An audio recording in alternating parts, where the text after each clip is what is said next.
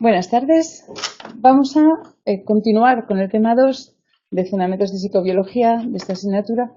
Hoy vamos a seguir hablando de la genética mendeliana de la conducta. Nos habíamos quedado el otro día en lo que era el lenguaje de la vida, el código genético, y entonces vamos a ir ahí. Pero antes sí que me gustaría que volviéramos un poquito a un par de imágenes más atrás para que estuvierais viendo cómo vamos pasito a pasito avanzando en cómo se realizan todos los procesos. Y entonces, ¿qué vemos aquí? Que el ADN, habíamos visto que se replicaba, había un momento en que se transcribía y con esa transcripción se formaba el ARN, perdón, que esto siempre pasa lo mismo, que no me doy cuenta de que no tengo cogido lo que quiero.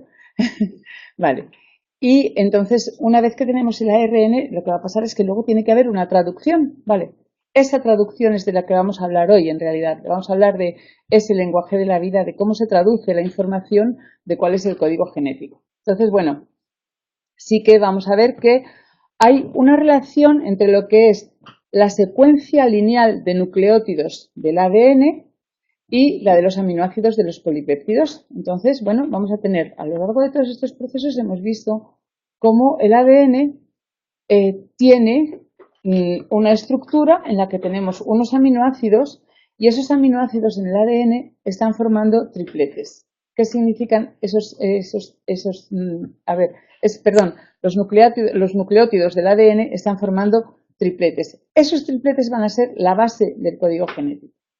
Y esos tripletes lo que nos van a dar es la información suficiente que pasa al ARN mensajero, y el ARN mensajero lo que va a tener son unos tripletes que ya no son tripletes, sino que vamos a llamarlos codones, en los que tenemos tres nucleótidos. En este caso estáis viendo, ese código genético son los nucleótidos que están en el ARN mensajero, y a estas secuencias de tres nucleótidos las vamos a llamar codones, ¿vale?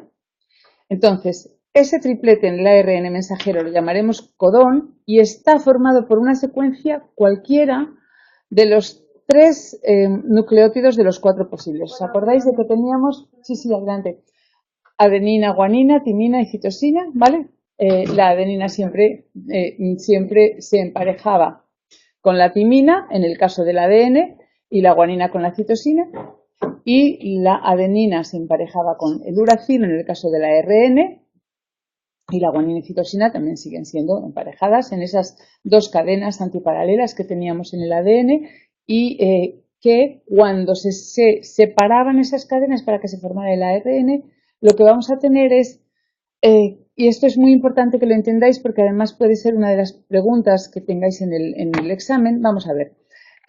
Voy a ver si con el lápiz os puedo poner, por ejemplo, imaginaos que en esas dos hebras de ADN, en una de las dos hebras de ADN, yo lo que tengo es una secuencia en la que tengo un triplete con tres nucleótidos, y esos tres nucleótidos podrían ser, por ejemplo, la adenina, guanina y timina, ¿vale? Entonces, si en una de las hebras tengo estos tres nucleótidos, en la hebra complementaria, ¿qué tendría? Frente a la adenina, ¿qué tendría? A ver, si van emparejados de dos en dos, vale. La adenina estaría con la timina, la guanina con citosina, y en la otra hebra aquí tendría adenina también, ¿vale?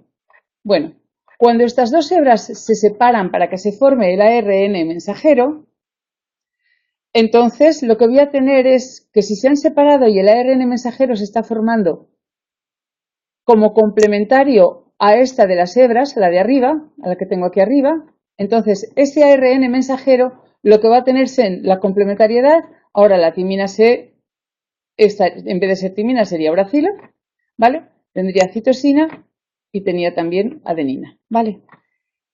Esto en el ADN es un triplete y esto es otro triplete. Son dos tripletes que están cada uno en una hebra de ADN. El ARN complementario de este triplete de aquí arriba sería UCA, ¿vale? Y ahora lo que tenemos es que, ahora, olvidaos un momento de esto porque luego vamos a volver, pero ahora vamos a ver que el ADN tiene toda la información acerca de cuáles son las secuencias de aminoácidos de todos los polipéptidos son las proteínas de todos los polipéptidos del organismo, ¿vale? Esos polipéptidos, las proteínas, están formadas por aminoácidos, ¿de acuerdo? Y la secuencia de cada uno de esos tripletes de ADN se corresponde con un aminoácido. Una secuencia de aminoácidos, por ejemplo, si tenemos un gen en el que haya varios tripletes seguidos, varios tripletes como este que tenéis aquí arriba, y su complementario en la otra hebra de ADN, vale. En una secuencia concreta de ADN, en un gen, lo que vamos a tener es una sucesión de tripletes que nos van a dar la información de cuál va a ser la secuencia de aminoácidos que van a formar una determinada proteína después de nuestro cuerpo. ¿Vale? Eso va a pasar, o sea que lo que tenemos es la información de luego lo que van a ser las proteínas que se van a sintetizar cuando ese gen sea transducido a ARN mensajero y luego traducido a polipéptido, a la proteína, ¿vale? Entonces va a haber una traducción primero a los aminoácidos y luego, cuando se junten todos esos aminoácidos, van a formar la proteína. Bueno, entonces, ¿qué ocurre? Que tenemos un código que es el que va a ser el que nos traduzca cuál es cada uno de los aminoácidos que corresponden a cada uno de los tripletes de ADN.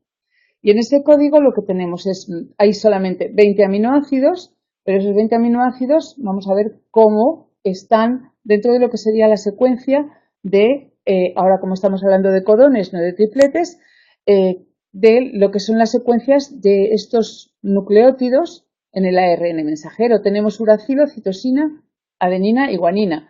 Y podemos combinarlos de distintas formas entre sí, ¿vale? Entonces, ¿qué ocurre? Que tenemos 64 combinaciones si los estamos combinando de 4 en 4.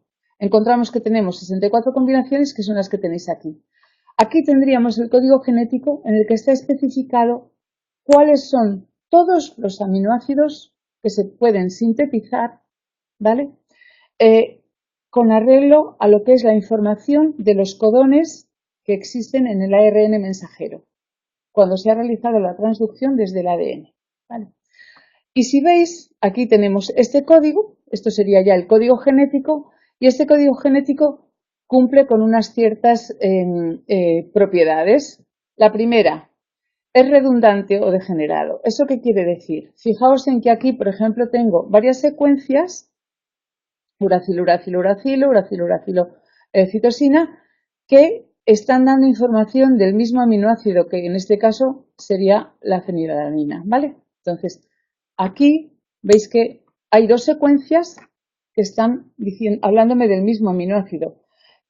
Aquí tengo también dos secuencias que me hablan del mismo aminoácido, leucina, con lo cual es redundante. Cada aminoácido puede estar codificado por más de un codón, ¿vale? Hay solamente 64 tripletes posibles y solo hay 20 aminoácidos. Entonces, ¿qué va a pasar? Si son 64 y 20, hay algunos que van a sobrar. Y luego tenemos también algunos tripletes que no son, que no nos informan del aminoácido, sino que lo que van a hacer es, son secuencias de inicio. ¿Os acordáis de que yo os hablaba que había una proteína que lo que hacía era separar las dos hebras del ADN? Vale, pues ¿en qué momento va a empezar a funcionar esa proteína? Entonces hay secuencias que son de inicio de lectura de lo que hay en ese ADN, y otras secuencias que son secuencias de final, de terminación, ¿vale? Entonces, en este caso tendríamos estas dos son secuencias de terminación, y esta es la secuencia de inicio, ¿vale? Adenina, uracilo y uracilo guanina. También determinación tendríamos también esta, ¿vale? Tendríamos estas dos y también esta de aquí. Bueno, entonces, las demás lo que van a hacer es darnos ese código genético, que van a decirnos cuáles son los aminoácidos que están codificados, ¿vale? Entonces tenemos 61, codifican aminoácidos. Ahora vamos a volver otra vez a lo que eran las propiedades. Las propiedades, entonces, redundante o degenerado. Por otra parte, es un código sin superposición. ¿Esto qué significa? Que un nucleótido solo pertenece a un codón y no a varios. Imaginaos que yo aquí tengo este UCA y que después está seguido por otra secuencia, por otro codón, que podría ser, pues por ejemplo, podría ser citosina, uracilo, adenina, ¿vale? Me da igual. Cualquier otro después, vale, pues la primera de las letras que estuvieran en este segundo codón, por ejemplo, si fuera adenina, ¿vale? Esta, adenina, uracilo, guanina, esta adenina solo pertenecería a este codón, no pertenecería a este. O sea que cada uno de los nucleótidos solamente pertenece a un codón. No podría estar, por ejemplo, aquí. Esto no podría ser un codón formado por parte de este y parte de este, ¿vale? Entonces tenemos siempre 3, 3, 3, 3. ¿De acuerdo? Eso es lo que significa que es un código sin superposición. Después, que la lectura es lineal, continua. Vamos a hacer una lectura completamente continua. Luego, cuando veáis las imágenes, lo vais a ver con mucha más claridad. Y también que es un lenguaje universal. Este lenguaje es universal. Todos los seres vivos prácticamente, desde lo que es una bacteria hasta lo que es un mamífero, pasando por hongos, plantas, etcétera, utilizan el mismo código para traducir el mensaje del ADN a proteínas finalmente. Entonces, con eso, realmente pues lo que estamos viendo es que sí hay una relación de parentesco entre todos los seres vivos, ¿vale? Bueno, entonces, hemos visto cómo se realizaba la transducción, cómo se formaba el ARN mensajero. Y ahora que tenemos estos codones de ARN mensajero, ya sabéis cómo tenemos esa información que ha pasado de lo que era el ADN, la hemos pasado ya al ARN mensajero, ¿vale? El ARN mensajero ya cuenta con esa información y en el ARN mensajero es donde vamos a tener lo que es este código genético, ¿de acuerdo? Vale. Entonces, una vez que sabemos esto, tenemos que información contenida en el ARN mensajero es un alfabeto, ¿vale? De 4 letras y que se convierte, siguiendo las reglas del código genético, en traducción. Vamos a tener toda la traducción, pero aquí lo que vamos a tener es que en el momento en que lo que necesitamos es que se formen estos determinados aminoácidos, ¿vale?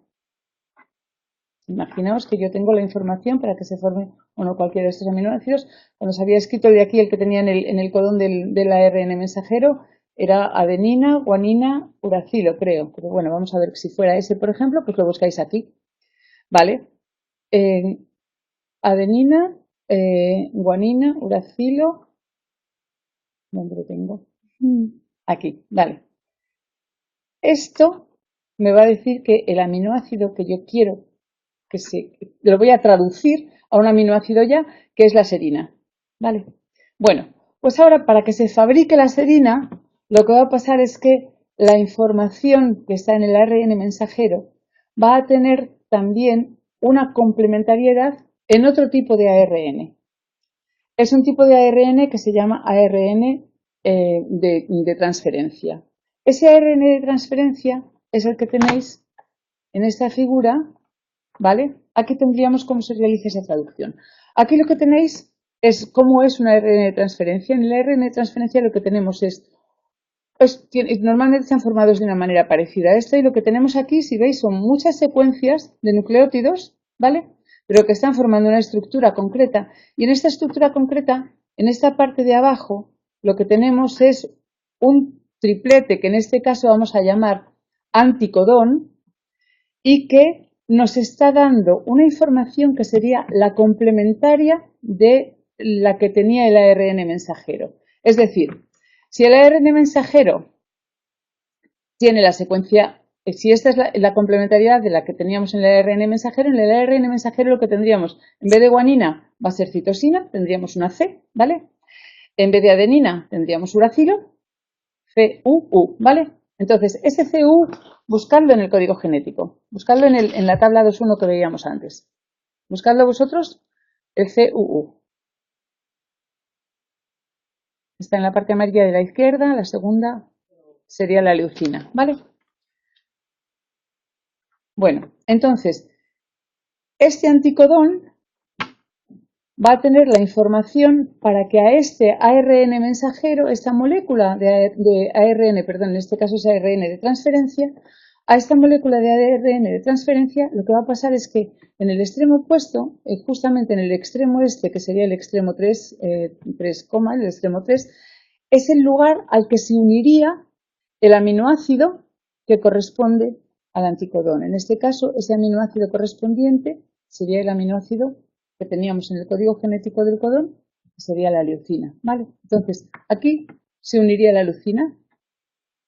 Una vez que está unida a ese ARN, lo que va a pasar es que, y ahora ya pasamos a la figura siguiente, vale, tenemos que una vez que se ha unido, a ver, aquí tenéis el ARN mensajero, va a tener la información, y en ese ARN mensajero lo que tenemos es una secuencia lineal de todos los aminoácidos que van a formar al final la proteína.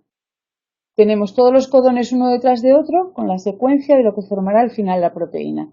Entonces, ese ARN mensajero sale de lo que es el núcleo de la célula, pasa al citoplasma y llega a lo que son los ribosomas. En ese ribosoma, el ARN mensajero lo que va a hacer es tener esa secuencia que gracias al ARN de transferencia se va a ir formando cada uno de los polipéptidos. Antes hemos formado la leucina, podrían ser otros polipéptidos.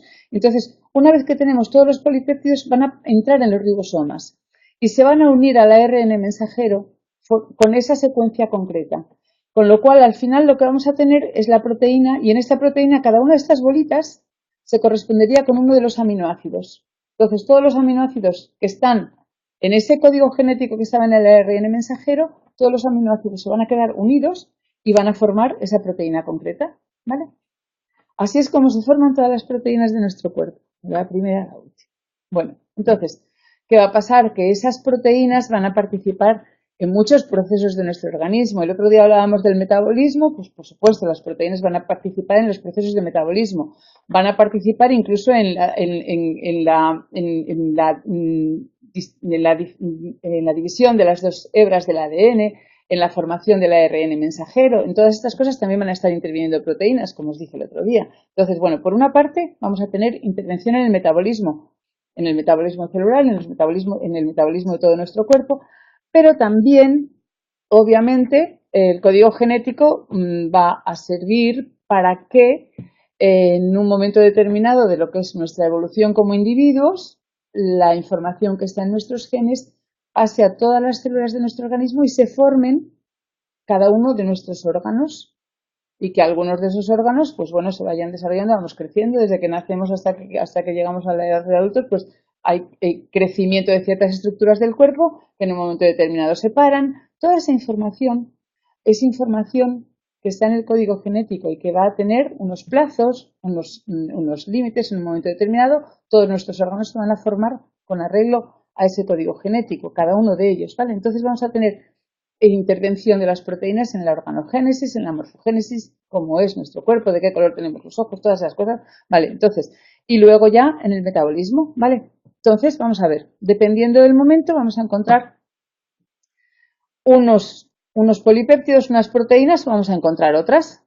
Entonces, es verdad que esa expresión génica no va a ser ni continua, ni va a ser simultánea para todos los genes, sino que simplemente en algunos momentos se va a activar y en otros momentos se va a desactivar. Se activará cuando es necesaria y se desactivará cuando ya no sea necesaria. Con todo esto vamos a tener lo que es la regulación de la expresión génica a corto plazo y a largo plazo. La regulación de la expresión génica a corto plazo se relaciona con el control del metabolismo de la célula y va a producir alteraciones pasajeras de la expresión génica. Y en este proceso están implicados un tipo especial de genes, que son los genes reguladores. Esos genes reguladores lo que van a hacer es codificar la secuencia de las proteínas reguladoras o factores de transcripción.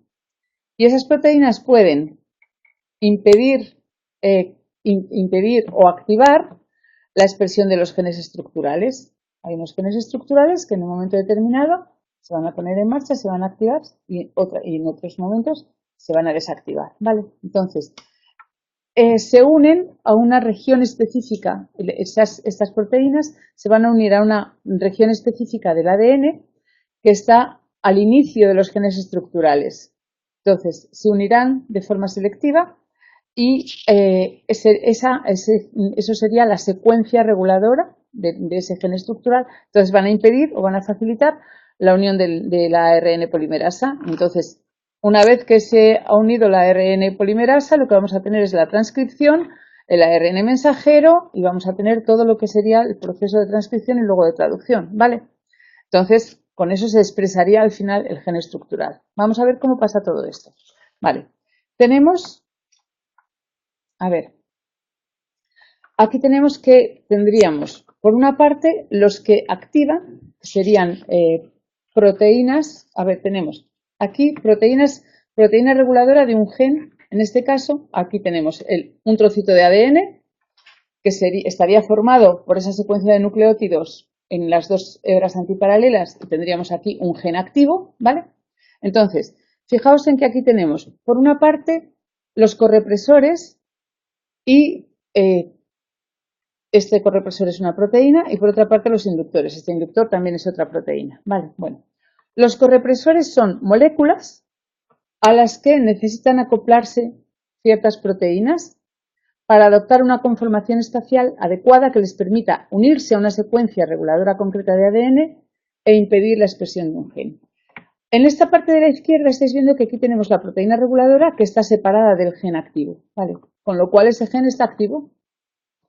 Si se le une esa proteína reguladora al correpresor, aquí, entonces lo que ocurre es que esa proteína reguladora se va a unir al gen y lo que va a hacer es inactivarlo, con lo cual impide la expresión génica de ese gen. No se formaría el ARN, estaría impidiéndose la transducción, ¿vale? En esta parte de abajo, en cambio, lo que tenemos es que aquí lo que tenemos es una proteína reguladora que está inactivando a un gen porque está unida a él, sería como habría terminado aquí, pero sin el correpresor. Simplemente esta proteína reguladora es diferente de la de arriba y lo que está es unida al gen. Entonces, lo que tenemos es un inductor que se une a ella y cuando ese inductor se une a ella lo que va a hacer es separarla del gen, con lo cual lo que va a ocurrir aquí es que ese gen ya va a estar activo. Entonces, en este caso, esto hará que se pueda producir la expresión génica. En este caso se inhibe la expresión génica, se impide la expresión génica y en cambio en el caso de abajo lo que se hace es que sí se puede realizar la expresión génica. En un caso estamos hablando de un correpresor y en el otro de un inductor. ¿Vale? Bueno, un caso especial de correpresores es el ARN de interferencia, que es un ARN nuevo. Hemos hablado, bueno, no se ha hablado del ARN ribosómico, pero el ARN ribosómico está en los ribosomas y es el que hace que se puedan unir todos los aminoácidos para formar la proteína. Es como actúa como una especie de pegamento entre todos los aminoácidos. Bueno, entonces, el ARN de interferencia bloquea la expresión de genes con mucha especificidad y desempeña una función esencial en la regulación del desarrollo y de la plasticidad neuronales. Entonces, bueno, el efecto represor de la ARN de interferencia se ejerce sobre todo por la acción conjunta de una ARN de doble hebra. Fijaos en que hasta ahora habíamos hablado siempre de ARN con una sola hebra. Hay una ARN que tiene que es bicatenario, que es de doble hebra. Y en este caso lo que va a pasar es que interviene en la formación de un complejo multiproteico que tiene como resultado la inhibición del proceso de traducción del ARN mensajero al que se haya acoplado este ARN bicatenario. Vale. Entonces, es transcrito del ADN a partir de unos pequeños genes que se llaman microARN.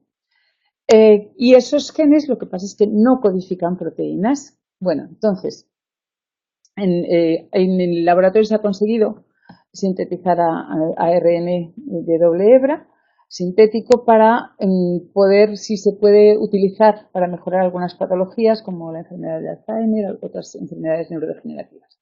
Vale, eso en cuanto a los correpresores y este caso concreto de correpresor que sería ese ARN, de doble hebra.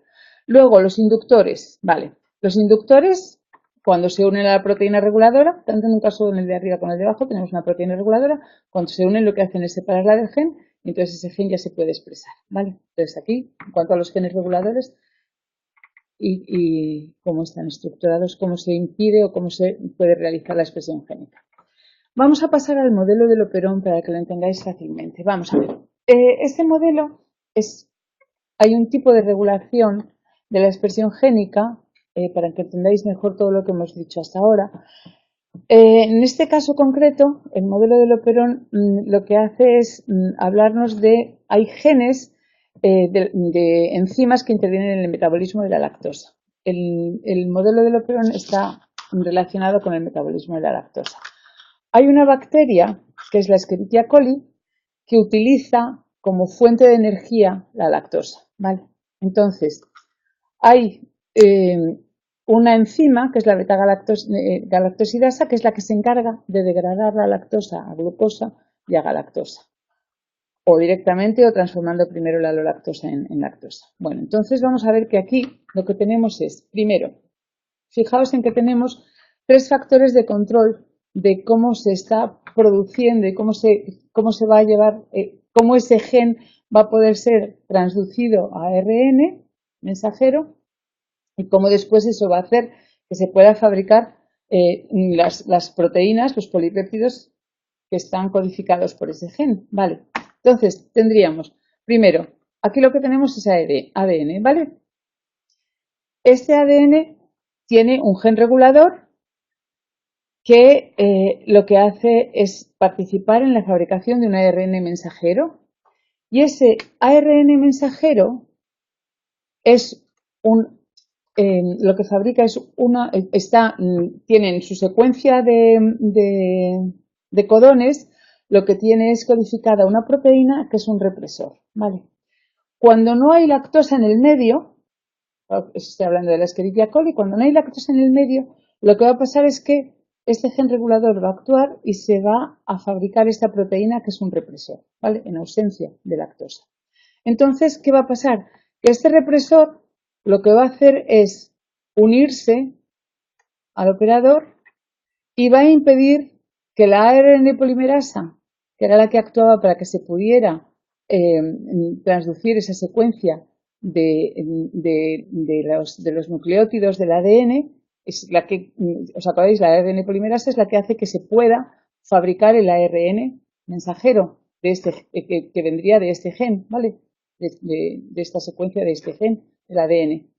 Bueno, entonces, si está unido, la ARN polimerasa no se puede unir, con lo cual, ¿qué va a pasar? Que aquí, toda esta zona, no se va a poder transcribir, ¿vale? Y si no se puede transcribir, lo que va a pasar es que simplemente no se van a poder producir las proteínas finales, no va a haber nada. ¿Qué ocurre si lo que tenemos es lactosa en el medio?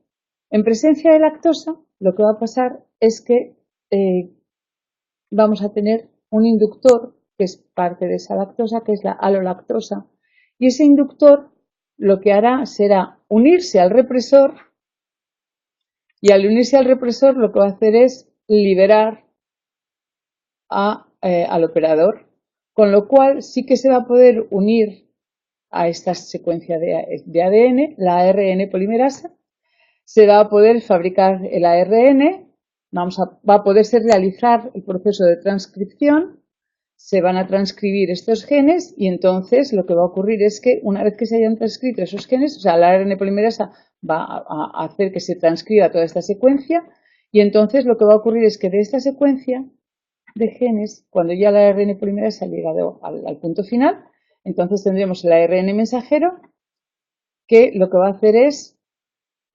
traducirse después, finalmente, en 3 tipos de proteínas, 3 enzimas, que son la beta-galactosidasa, la beta-galactosidopermeasa y la beta-galactosidoacetiltransferasa.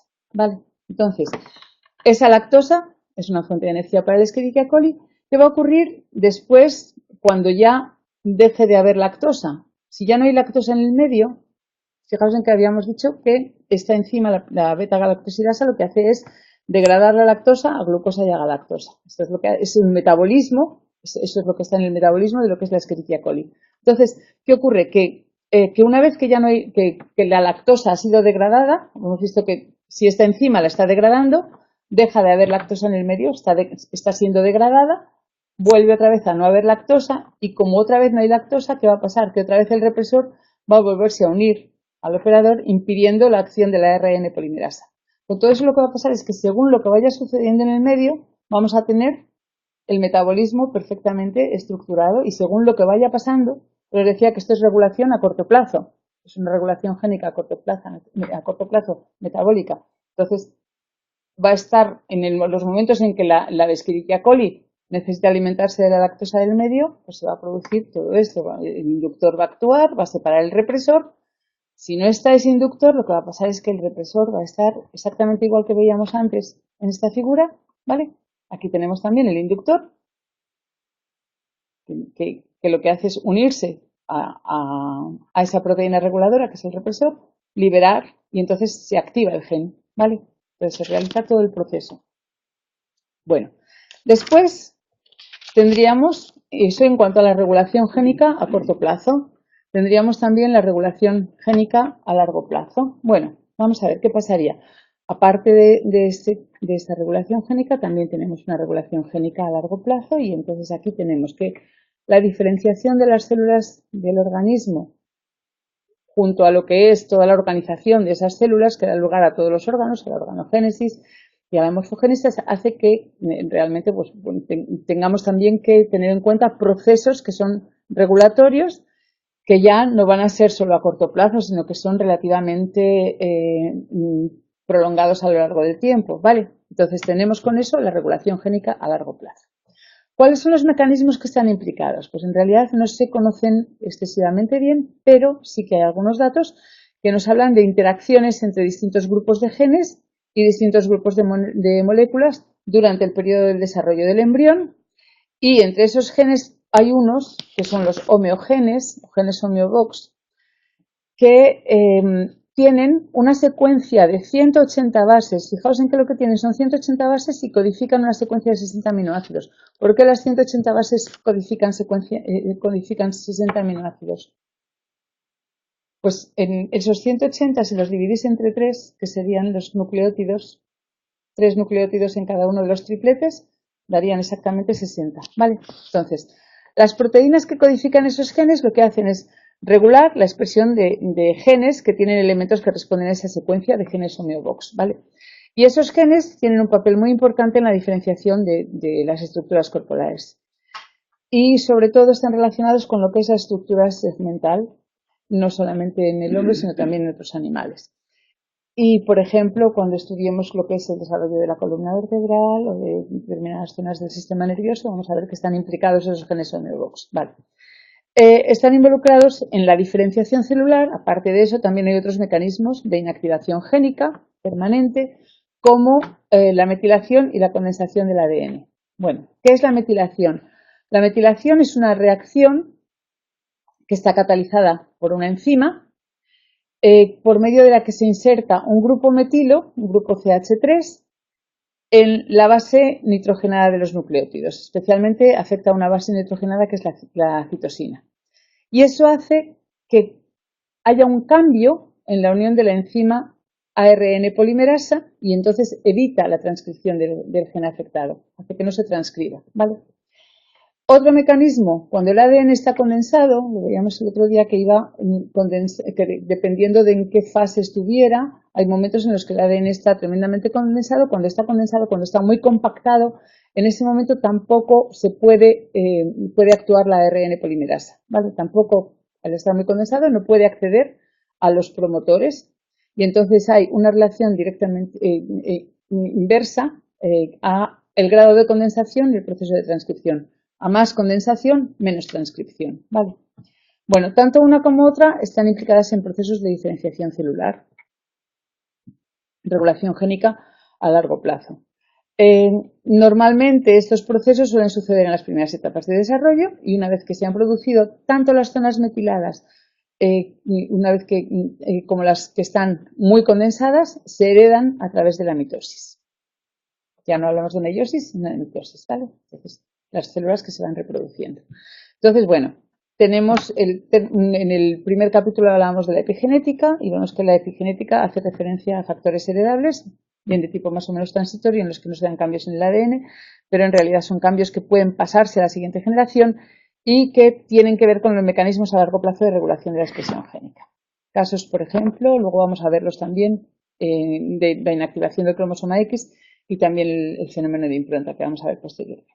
Bueno, entonces ya vamos a pasar a lo que serían las mutaciones. ¿Qué es una mutación? A ver, errores que en el libro se dicen errores que nos matan y que nos hacen evolucionar. Vale, bueno, pues en realidad hay un sistema que está encargado de que la molécula de ADN esté íntegra y siempre esté transmitiendo, siempre tenga la misma información, que no se pueda alterar. Pero realmente sí que algunas veces se producen alteraciones algunas veces los mecanismos de reestructuración del ADN, de recomposición del ADN, de conservación del ADN fallan y entonces algunas veces ese error puede pasar a la generación siguiente y en ese caso nos hallaríamos ante una mutación. ¿Cuándo pasa a una generación siguiente? Pues obviamente cuando esto se produce en los gametos. Entonces, cuando estamos hablando de un cambio permanente en el material génico que no se debe a la segregación independiente de los cromosomas o la recombinación que ocurre durante el proceso de meiosis. Una mutación sería cualquier alteración en la secuencia de nucleótidos del ADN. Y esa alteración puede suponer simplemente que hubiera una delección, que es lo que tenéis en esta parte de la izquierda, ¿vale? En esta delección lo que va a pasar es que va a haber unos cuantos nucleótidos del ADN que se van a haber perdido. En esta parte de abajo es que están faltando esos 3 nucleótidos, ¿vale? Eso sería una delección, se han perdido unos nucleótidos. También puede pasar que haya una sustitución, un cambio de unos nucleótidos por otros, ¿vale? Entonces tenemos que las mutaciones se van a clasificar con arreglo a distintos criterios. Por una parte, si las causas son espontáneas, simplemente por fallos en la copia del ADN, entonces, si hemos dicho que hay correcciones del ADN, si esa corrección no se llega a producir a tiempo, entonces al replicarse la cadena, en ese momento lo que va a haber es una inserción quizá de un nucleótido en donde tenía que haber otro, etc. Bueno, entonces, también pueden ser, si fuera espontánea, también pueden ser inducidas por agentes externos. Agentes mutágenos que todos conocéis pueden ser las sustancias cancerígenas, radiaciones, rayos X, etcétera, que pueden romper o cambiar la estructura de las bases y producir cambios en la secuencia de ADN. Después, otra de las formas de clasificarla sería por el tipo de células en las que ocurre. Esa mutación puede ocurrir en células somáticas o en células germinales. Si ocurre en células somáticas, lo único que va a pasar es que una vez que se ha producido esa mutación, si esa célula, si por ejemplo es una célula de mi piel y es una célula que es cancerosa, esa célula, si se multiplica, va a dar otras células cancerosas, pero única y exclusivamente en mi piel. Eso no va a pasar a la siguiente generación. Si yo tengo un hijo, eso no pasará de ahí, ¿vale? Pero también puede ser en las células germinales. Entonces, aquí sí que podría pasar a la siguiente generación. Si es en las células germinales, sí. Esas serían heredables, porque están en el ADN de los gametos. Después, por el cromosoma donde tienen lugar, otra de las clasificaciones. Por el cromosoma donde tienen lugar pueden ser autosómicas. Los autosomas son todos los cromosomas, en nuestro caso, excepto los cromosomas sexuales, ¿vale? Entonces, todos los pares cromosómicos que no son los cromosomas sexuales se llaman autosomas. Y luego tendríamos los cromosomas X o Y. Vale, entonces tendríamos transmisión ligada al sexo o autosómica. Y luego también dependiendo del tipo de cambio molecular que ocurre en el ADN.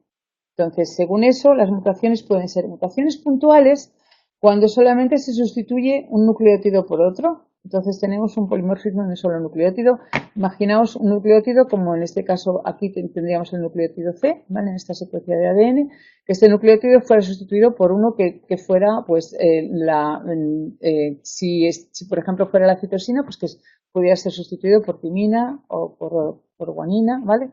Entonces, vamos a ver. Después, tenemos también que otra clasificación, eso en cuanto a que fuera de un solo nucleótido. También puede ser de marco cuando se insertan o se suprimen uno o varios pares de nucleótidos en la secuencia normal de ADN y entonces se alterará el patrón de lectura de los tripletes.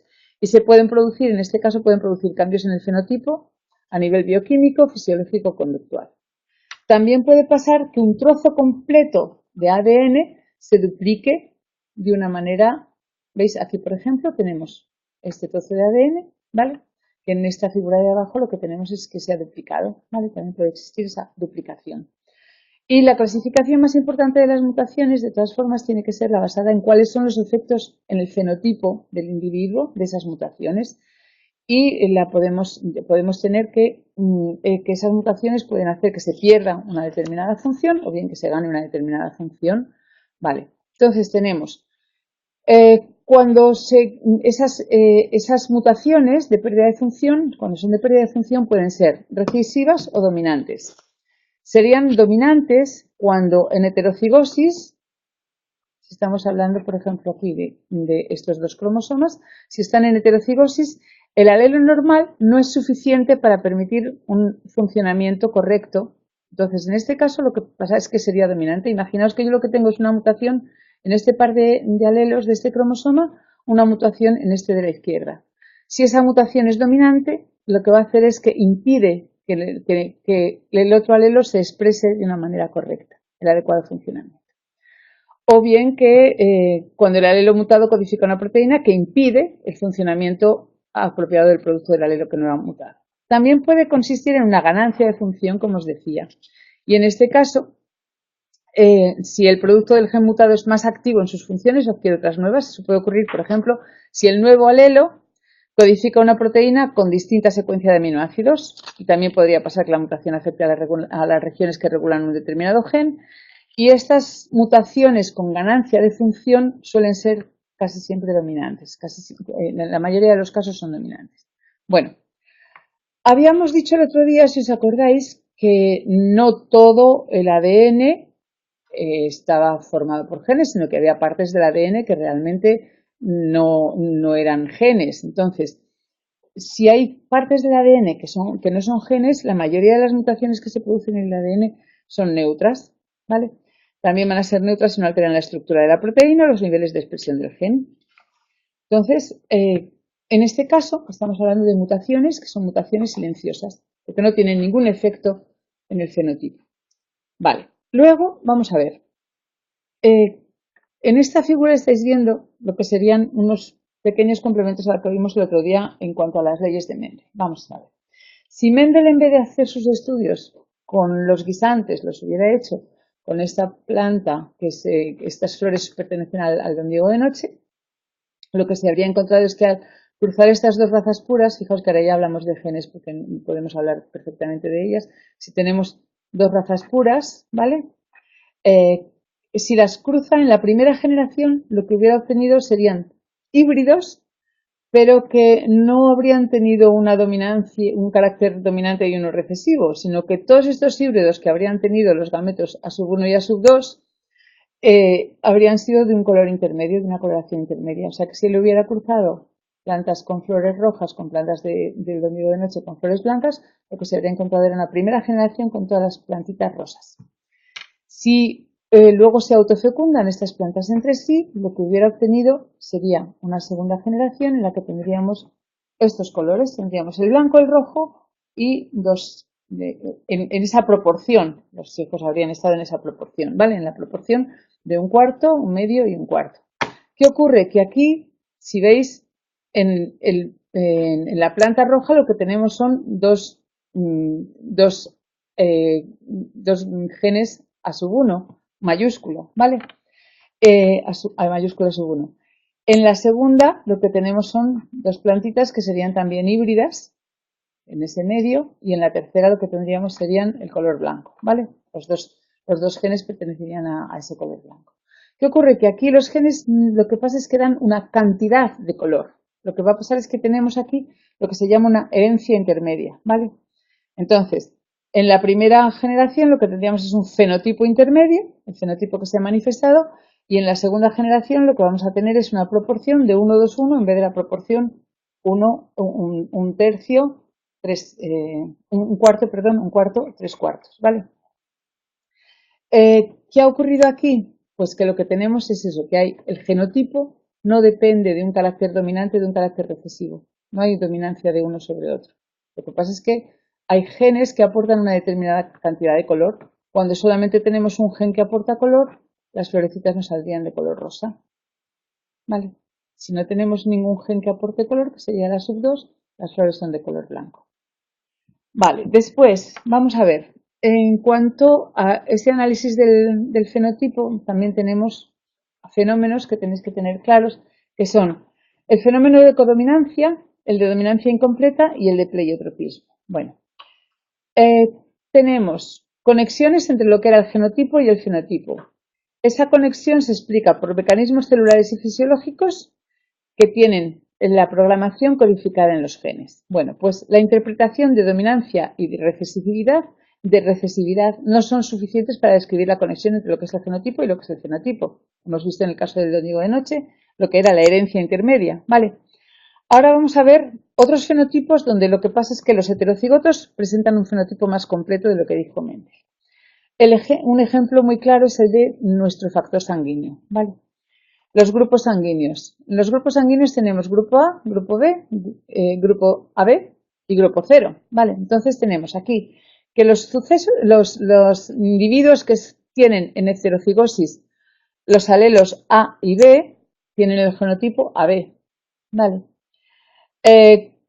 Tienen un fenotipo doble respecto a los que tienen los dos alelos A y los dos alelos B, ¿vale?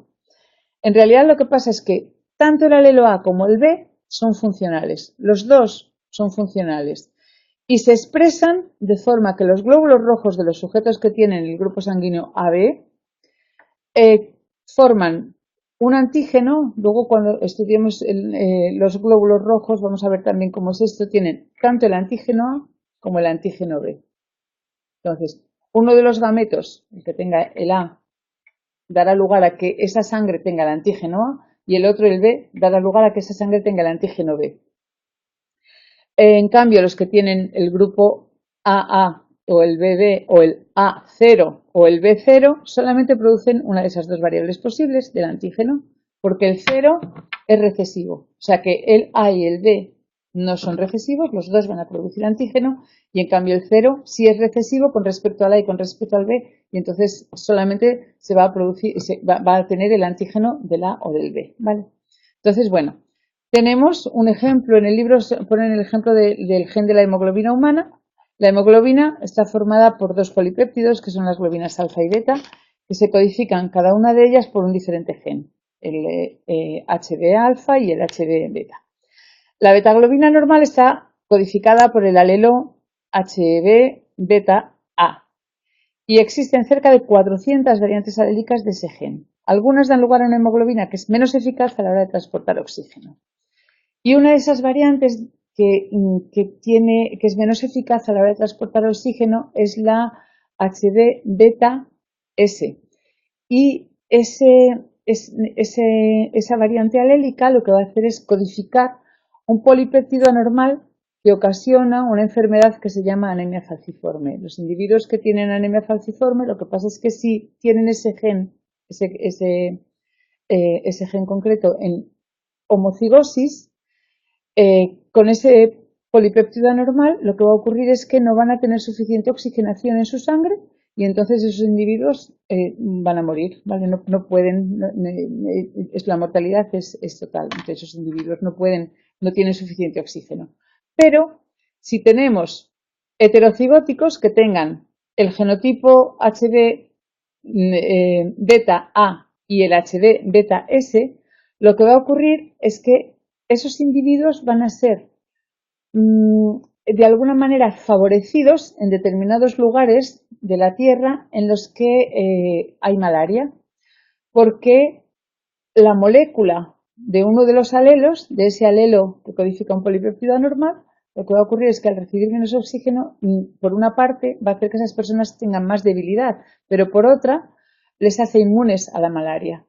Entonces, en condiciones normales de oxígeno, la mayor parte de los glóbulos rojos que son heterocigóticos en esos individuos que tienen los dos tipos de genes, los glóbulos rojos heterocigóticos son normales, pero cuando los niveles de oxígeno son bajos, aparecen algunos glóbulos rojos que se colapsan, se ponen en forma de hoz, por eso se llama anemia falciforme, ¿vale? Entonces, lo que ocurre es que ambos alelos de alguna manera presentan una dominancia incompleta.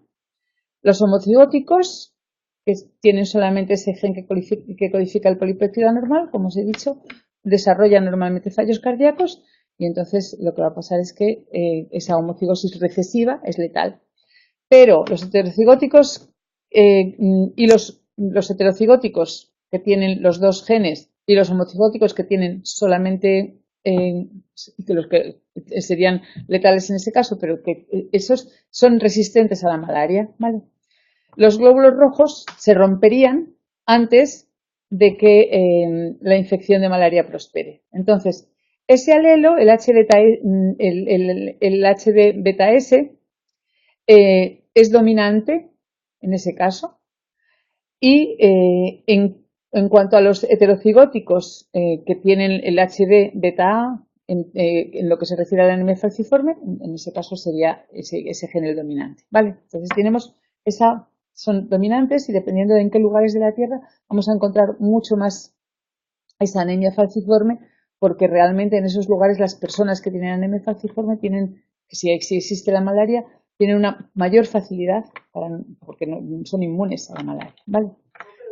Sí, dime. Sí. Lugares donde hay mucha altura, por ejemplo, La Paz en Bolivia. Sí. Las condiciones condiciones ambientales determinadas en lugares con una altura muy grande, como sí, en Bolivia, en La Paz. Sí, dime. Sí, sí, es más difícil respirar, sí, más difícil respirar y tener oxígeno. Aquí lo que pasa es que no estaría relacionado con estos genes, pero es verdad que independientemente de que sí el cuerpo puede aprender a adaptarse a esas condiciones de altura y que realmente personas que quieren ir poco a poco subiendo y llegar a sobrevivir en condiciones de una altura extrema, lo que hacen es adaptar su organismo particular, individual, poco a poco para que pueda estar oxigenado y para que reciba suficiente, o sea, para respirar con la suficiente fluidez como para que el oxígeno siga entrando en su cuerpo. Esa sería una de las formas, pero es verdad que también puede haber individuos que tengan los pulmones más grandes o que metabolicen el oxígeno de una manera más eficaz para poder estar adaptados a esas condiciones de altura mayor. O sea, que podrían pasar las dos cosas. Una, que el individuo poco a poco vaya adaptándose al ambiente, al medio, si puede, si no se desmaya por el camino. Sí. Y otra que sí, que puede haber personas que tengan una mayor capacidad de supervivencia porque estén más adaptados genéticamente a determinadas condiciones. Pueden pasar las dos cosas, claro. Sí. Vale. Entonces, bueno, después tenemos ¿qué es el pleiotropismo? Vale, el pleiotropismo es que hay un fenotipo que cuando hablamos de pleiotropismo significa que un mismo gen puede estar involucrado en varios rasgos fenotípicos, ¿vale? Y que además cada uno de los alelos puede ser dominante en alguno de esos rasgos y recesivo en otros. Lo que veíamos hasta ahora en el caso de la hemoglobina humana, ¿vale? Y de la anemia falciforme. Y luego hay otro fenómeno que es la epistasia. La epistasia a lo que se refiere es a que la acción de un gen enmascara los efectos de otro gen. Cuando hay genes que están enmascarados por otros genes, entonces estamos hablando de epistasia. Entonces, por ejemplo, hay algunos casos de los que podemos hablar, como en que en el caso del fenotipo Bombay, en ese caso lo que ocurre es que el grupo sanguíneo a nivel molecular, se debe a la acción de una enzima que añade el polisacárido a un polímero de azúcar conocido como sustancia H. Y el grupo B es el resultado de una variante de la misma enzima que añade el polímero H, al polímero H el polisacárido B, ¿vale? Entonces, ¿qué pasa? Que curiosamente es un caso muy curioso porque una señora que teóricamente era del grupo 0 tuvo con un hombre del grupo A, o sea que tendría teóricamente A0, tuvo una hija del grupo AB, ¿vale? Y un hijo del grupo B. Entonces, si vemos la herencia y nos vamos al cuadrado de Punnett, esto sería totalmente imposible. Pues lo que ocurría es que aunque la mujer aparentaba ser del grupo 0, porque no producía el polímero H, lo que sí pasaba es que sus hijos sí recibían el alelo H del otro progenitor, del padre, ¿vale? Con lo cual se manifestaba lo que era en realidad el auténtico grupo sanguíneo de la madre, ¿vale? Que en este caso, pues si había tenido una hija del grupo AB y un hijo del grupo B, pues podría haber sido B0, porque si el padre era del grupo A, pues podría haber sido B0 o bien AB, cualquiera de los dos, ¿vale? Entonces, ¿qué pasaba? Que había una manifestación fenotípica de los alelos, pero que estaba enmascarada por la acción de otro gen, ¿vale? Luego, en cuanto a los tipos de transmisión génica y conducta humana. Vale, vamos a ver. hemos hablado ya de que podíamos hablar de que los rasgos de un organismo, y también lo hemos dicho cuando hablábamos de la práctica, en la práctica, que los rasgos de un organismo podrían estar determinados por un único gen, y en ese caso estamos hablando de herencia monogénica, o pueden estar determinados por varios genes, y entonces hablábamos de herencia poligénica. Cuando hablábamos de la personalidad, del comportamiento humano, pues decíamos que eso era debido a herencia poligénica. Vale, entonces vamos a tener que cuando hablamos de herencia monogénica, hablamos de rasgos o caracteres mendelianos, que sería la que Mendel había estudiado con las plantas de los guisantes. Bueno, ¿qué ocurre? Que cuando estamos hablando de plantas o de animales, pues podemos cruzar a los individuos entre sí para ver qué genes están involucrados en determinados rasgos del fenotipo. Pero cuando hablamos de individuos, de seres humanos, pues no vamos a poder cruzar entre sí a individuos que tengan unas determinadas características para ver cómo son sus descendientes. Entonces, lo que se recurre es a la información de las genealogías o pedigrís. Entonces, en esta parte de arriba de la imagen estáis teniendo tenéis los símbolos que se utilizan habitualmente cuando se realiza una genealogía para ver, pues, por ejemplo, cómo se ha manifestado en el fenotipo una determinada enfermedad y qué genotipo puede estar debajo de esa manifestación fenotípica. Entonces tenéis aquí cómo serían todas las figuras con las que estamos representando varón-mujer.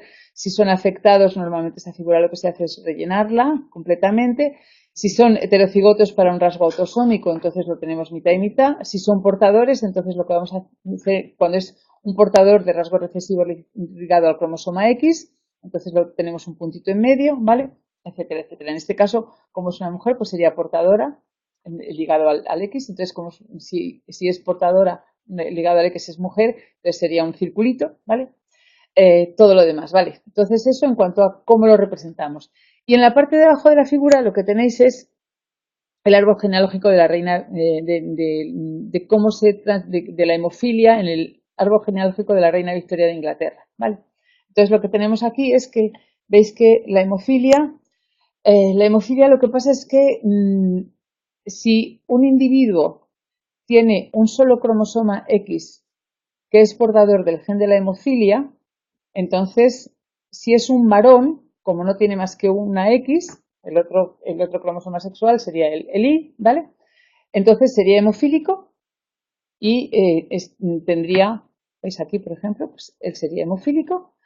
Y sin embargo, en el caso de las mujeres, lo que pasa es que si solamente tienen un X portador de la hemofilia, pero el otro X no, el X que no tiene ese gen de la hemofilia es el que se manifiesta de manera dominante, con lo cual esa persona no es hemofílica, no manifiesta la enfermedad, pero sí sigue siendo portadora porque en uno de sus X puede transmitir a sus descendientes masculinos la hemofilia, ¿vale? Entonces serían mujeres portadoras. Si veis aquí lo que tenemos son siempre mujeres portadoras porque en uno de sus X tienen el otro no, y varones, son siempre varones los que están manifestando esa enfermedad. Luego hay otros varones que dependiendo de cuáles hayan sido los cruces con las generaciones anteriores, si manifiestan la hemofilia o no. Si la X del varón no tiene el gen de la hemofilia, no es hemofílico.